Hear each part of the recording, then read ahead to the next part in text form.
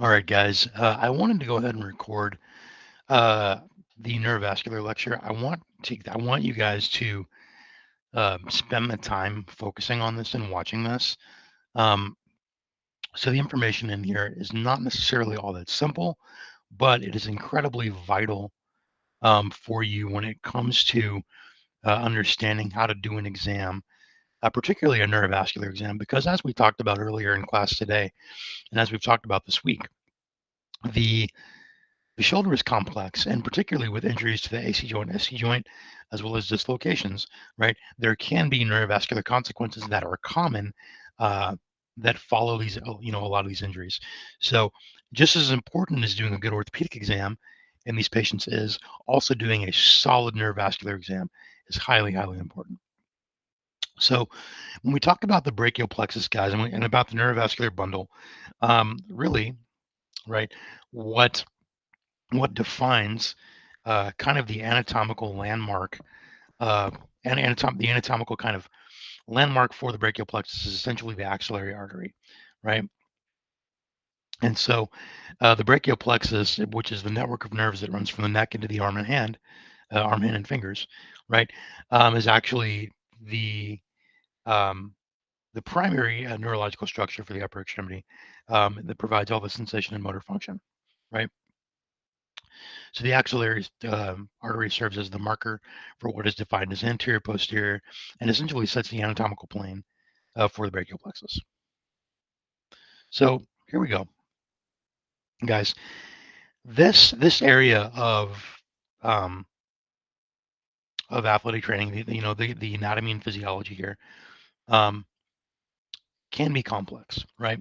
And generally, when we teach uh, neurological examination, we do so in the context of teaching you dermatomes, myotomes, and reflexes, right? And while that is valid and while that's even included as a part of your comp for this class, um, really, right, in the setting of orthopedic examination and trauma, we're going to take a little bit of a different approach, right? We're still going to learn the dermatomes and myotomes, but it's really important to behoove us to learn individual nerves as well, right? So really quickly, what is a dermatome? So a dermatome is an area of skin and fascia that is innervated by a nerve that corresponds to a specific level in the at the spinal cord. So for example, C8, right? Pinky here in the hand and lateral half of the ring finger, right? Um, so myotomes, for example, are areas of muscle that are innervated by a nerve that corresponds to a segment at the spinal level. So for example, if we're going to give a thumbs up, right, that's the C7 myotome. Okay. So here's the thing, though. As we talked about, in the context of you know shoulder injury, dislocation, AC joint, injury, shoulder separation, right, SC joint injury.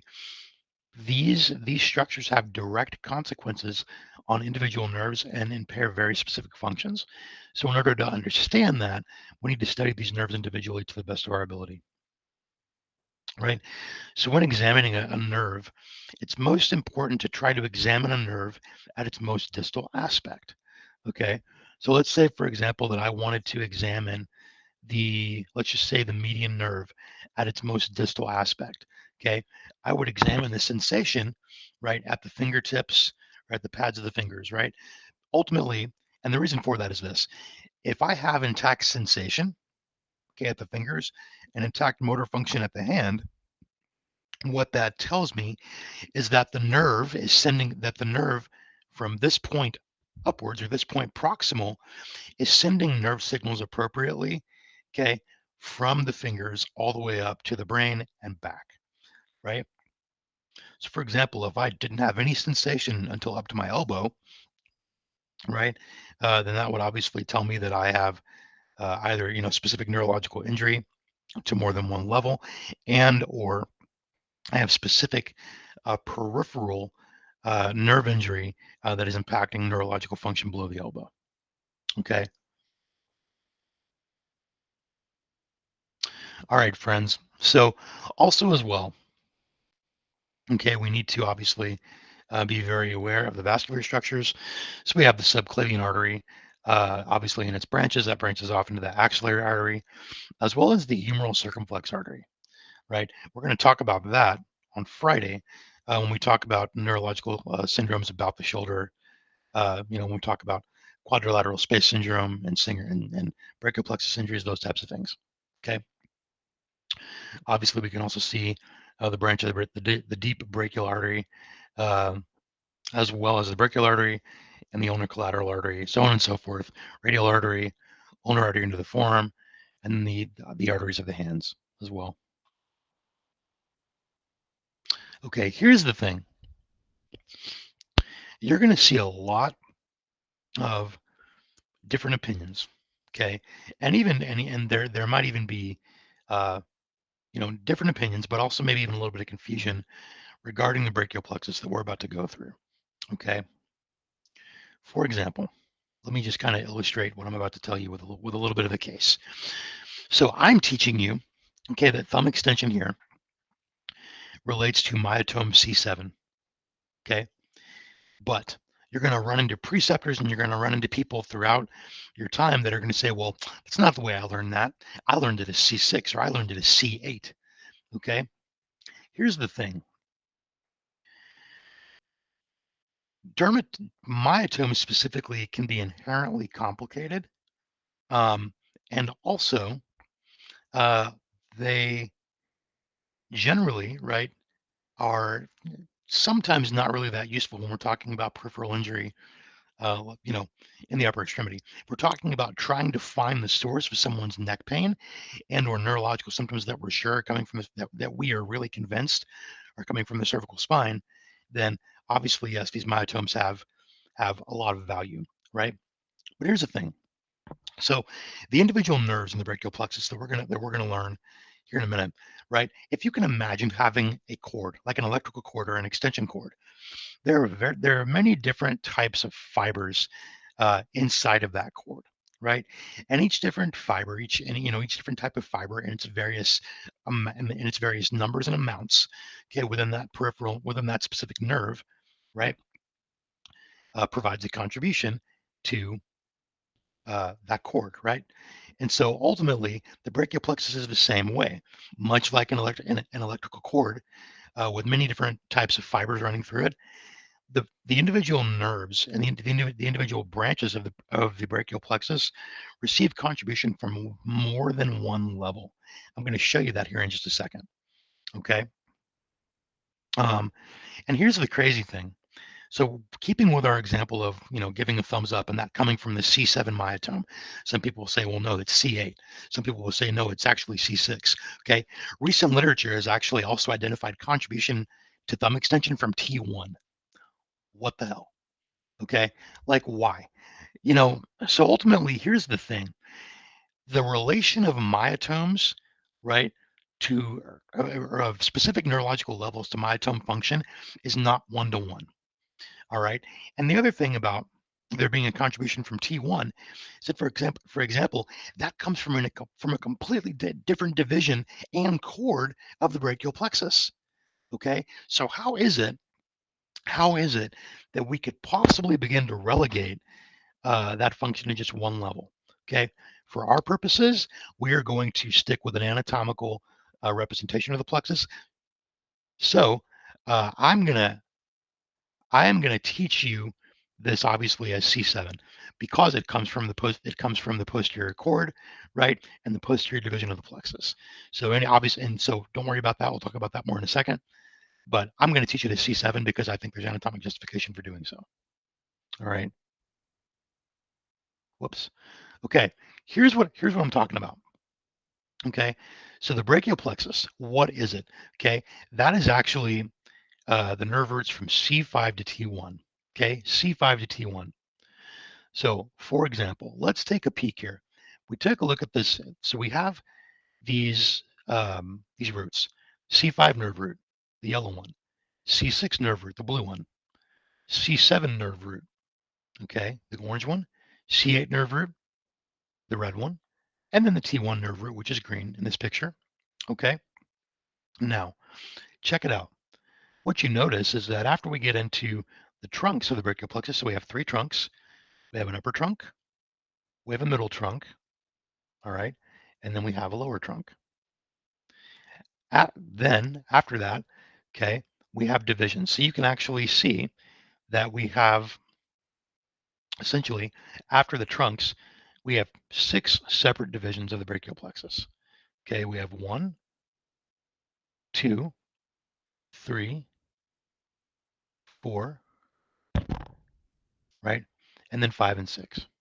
All right, so we have 3, basically coming off of each trunk, we have an anterior and a posterior division.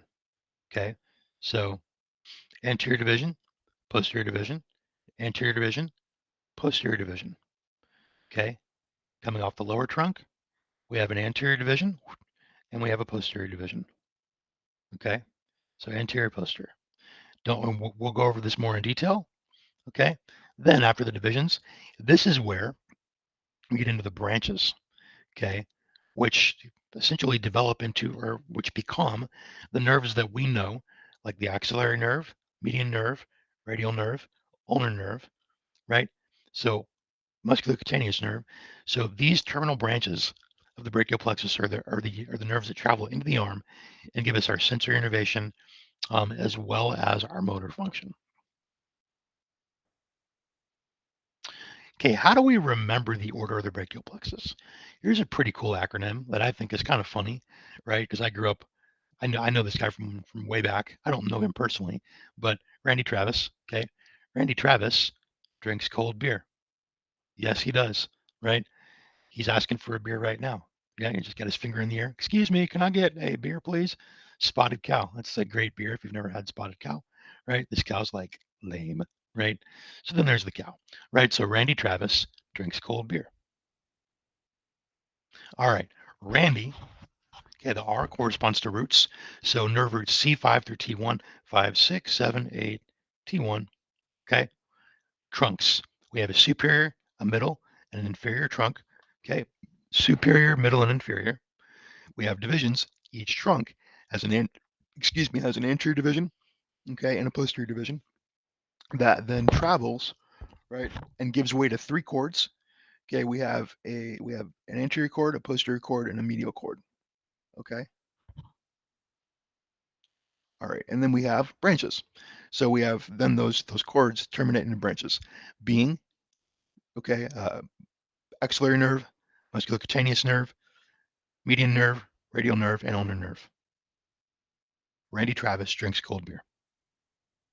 All right, friends, here we go. So you can see, all right, with, let's go back in here. We have our superior trunk, or our roots, C5, C6, C7, C8, and T1. We have our superior trunk here, middle trunk, and inferior trunk. So the superior trunk is made up of C5 and C6. Okay. The middle trunk is made up of C7. We have the lower trunk or the inferior trunk made up of C8 and T1. Okay. So here's the deal. All right. Now we come down into our divisions. Okay. If we follow that superior trunk, okay, we're going to notice that the superior trunk is going to have an anterior division here and a posterior division back here. Okay. Then we follow the middle trunk down. We note the middle trunk is going to have an anterior division here and a posterior division here. Okay. Same thing with our lower trunk. Going to have an anterior division and a posterior division. All right. Now, remember those 6 divisions then meet up again and become 3 chords. So we have roots that become trunks, trunks that become divisions, divisions that become chords, and chords that become branches. So we have the lateral chord. Okay. So we can see that what comes off of the lateral chord ultimately is going to be our musculocutaneous nerve here. And we also have contributions of our median nerve here. So we have the lateral chord, we have the medial chord. Okay, so musculocutaneous nerve, okay, which is going to innervate our bicep here. Axillary nerve is going to innervate our deltoid here, right? So then we have our posterior chord. So let me give you a little bit of context. I'm going to stand up for a second. So anytime, guys, anytime that you see, Okay, if you see anterior cord, I'm sorry, I keep saying anterior cord, I apologize. Lateral cord. Okay, if you keep seeing lateral cord, anytime you see lateral cord or medial cord, you need to know that the lateral cord and the medial cord are going to actually innervate, okay, the lateral aspect of the hand, okay, on the anterior side, and the medial aspect of the hand on the anterior side. The posterior cord, on the other hand, will provide us with all of our posterior innervation to the arm. Posterior cord, posterior arm. Medial cord, medial arm. Lateral cord, lateral arm. Okay? Just a little bit of a way to help you remember that.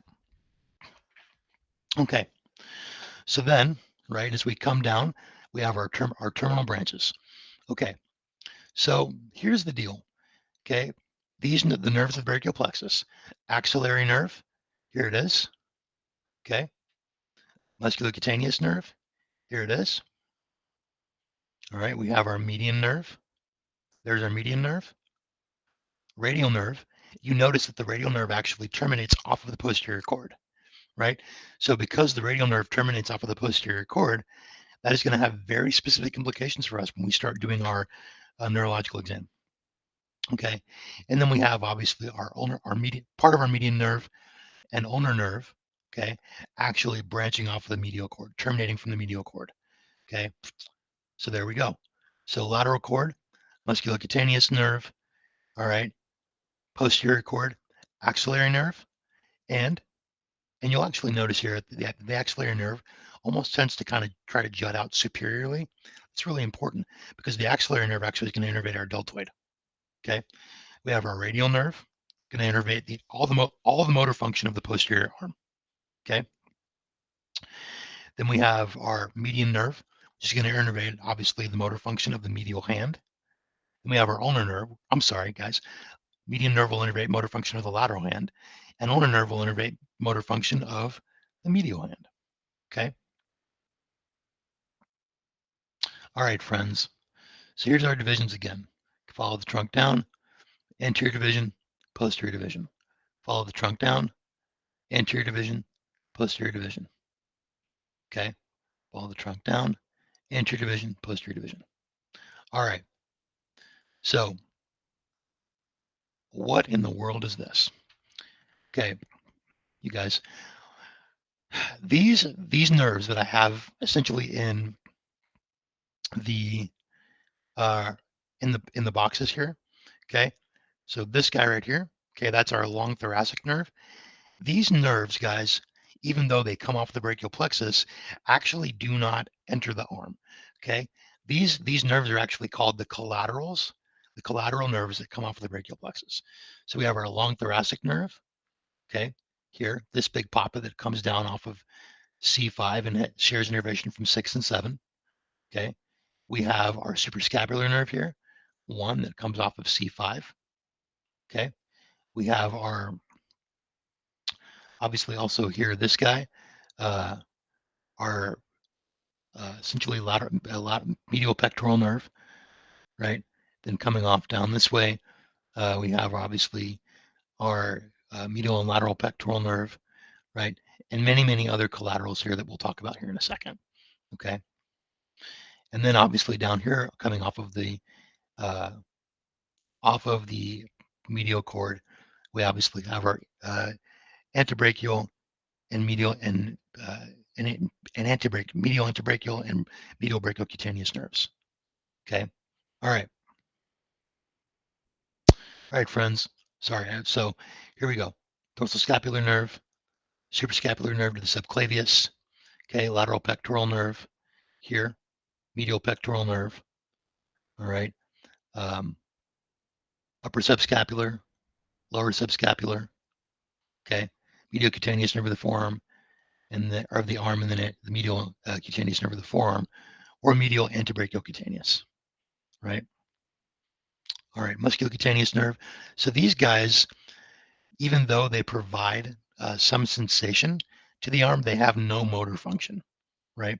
So in order for a nerve to be essentially a collateral nerve, it innervates the shoulder girdle, but not the arm, right? So dorsoscapular nerve, long thoracic nerve, which damage to this nerve is actually responsible for what we identify as scapular winging, okay?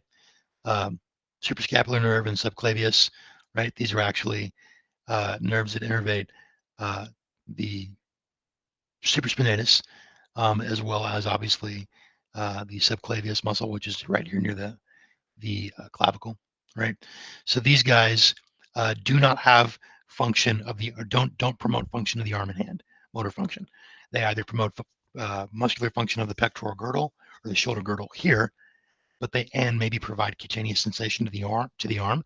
Okay, like my lateral brachial nerve, like my lateral cutaneous nerve, and or my medial cutaneous nerve, and or my medial antebrachial cutaneous nerve. So, guys, I know this is a lot, but stick with me, and we will learn this out. I know that this is difficult, but stick with me. So, generally speaking, we've already said that the brachial plexus originates from C5 to T1. There are sometimes anatomical variants, okay, where you can have essentially a prefixed brachial plexus from C4 to T1, or a postfixed brachial plexus uh, from C5 actually to T2. Okay, so essentially T2 actually joins the medial cord, the medial cord of the brachial plexus, uh, as a contributing nerve root. Doesn't happen very often, but it does happen. Okay, collaterals. Here we go, guys. So you can actually use this table. So we have all of our collaterals: dorsoscapular, suprascapular. Okay, nerve to the subclavius, lateral pectoral, uh, medial antebrachial cutaneous. Here, that provides our sensation. Okay. Okay, we have our medial brachial cutaneous, which is here. All right. We have our lower subscapular nerve, um, which innervates, obviously the subscapularis under at the anterior portion of the scapula. Upper subscapular nerve, thoracodorsal nerve, which actually is the big guy that we saw that comes down C5, 6, 7, and innervates the latissimus dorsi and part of the serratus to help us keep our scapula stable on the chest wall. Okay, medial pectoral nerve and long thoracic. So really important to utilize this and learn those collaterals, and I will actually also help you guys go through this as needed. Okay. So here we go. Nerve roots. Okay. How in the world do we put all this information in together and do an exam? Okay. So if we remember that ultimately the brachial plexus includes nerve root C5 through T1. Okay. C5. Okay. That corresponds to the terminal branch of terminal branch of the axillary nerve.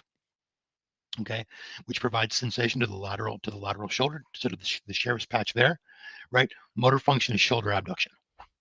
Okay, all right. The reflex here is going to be the bicep reflex. Okay, so I'll teach you guys that actually. It's going to be crazy fun, right? And then, so what would we tell a patient if we're trying to get to see if the axillary nerve is actually functioning? We put our hand against their elbow and just tell them, look, go ahead and just bring your arm out against my hand. Have them try to set that deltoid. Okay, so musculocutaneous nerve. Okay, so C6. Okay, terminal branches of C6, musculocutaneous nerve. It's my bicep. Okay, median nerve. That's going to be my wrist extensors here. Okay, all right. So elbow flexion and wrist extension. Now, the reflex here will be the brachialis reflex, which is located here on the forearm. We'll learn how to perform that. Okay, so ultimately, uh, the myotome, or the motor test for this, is flexion of the elbow and extension of the wrist. Okay. So obviously we can tell the patient, go ahead and pull your elbow up for me and pull your wrist up. And then we resist them, obviously, looking for weakness bilaterally. Okay. C7. Okay. Terminal branch corresponds to the radial nerve. So the posterior arm and thumb. So so elbow extension here. Okay. Thumb extension as well, and wrist flexion. Okay, C7, right? So then we'll tell them, because remember, we want to examine these as distal as possible. Go ahead and give me a thumbs up here, and I'm going to try to push your thumb down. So we'll check that bilaterally. Okay, C8, okay, corresponds to the ulnar nerve. Okay, so the medial half of the medial half of the ring finger. Okay, and the pinky. So ultimately here we're looking for opposition. So we'll tell them to pinch, then we'll try to pull it apart. All right. So, okay, T1. So again, ulnar nerve. So these are going to be our intrinsic hand muscles. We're going to look at finger abduction. Okay. So we're going to go ahead and spread our fingers real wide, call them spirit fingers. Okay. And we're going to try to actually squeeze the patient's fingers together, looking for weakness bilaterally. Go ahead and hold that for me. Okay. Try to break those spirit fingers. You should not be able to break a healthy person's spirit fingers. Okay. All right. And please don't worry. I know I'm zipping through this. We're going to go over this more in class. All right. So guys, that's it. All right. Wanted to just give you guys a brief rundown of this lecture. Obviously, I know there's going to be questions because this is one of the most difficult things we'll cover all semester. Okay, but I want to give you guys time to sit with this and process it before we actually go over this in class. So please do me a favor and just give this a quick watch before class tomorrow. And I want you, any questions that you have, I want you to write down because we're going to go over this together. Okay. Hope you guys have a great night. Okay. I appreciate you guys to no end. Okay. Okay. You guys take care. Okay. And I'll see you tomorrow morning.